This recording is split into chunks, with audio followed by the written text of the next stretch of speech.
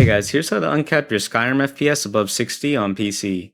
So open up a browser and head over to skse.silverlock.org or click the link in the description. Download the build matching your version of the game. I'm on Special Edition, so I'll click Download 7-zip file. Now go back to Steam, right-click Skyrim Special Edition, Manage, Browse Local Files, and drag these files from the SKSE 64 download straight into your root directory. Once you do that, it should look something like this.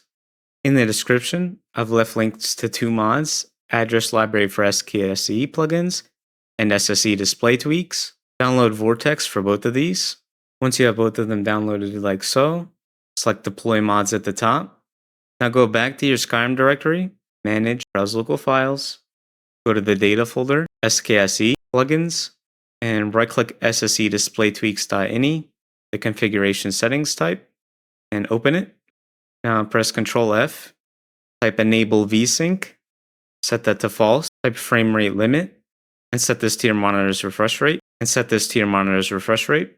Now type EnableTearing, and set this to true if you're on borderless with vsync off. Once you're done that, just click File, Save. Now when you launch the game, your frame rate will be uncapped. If this helped, let me know down below.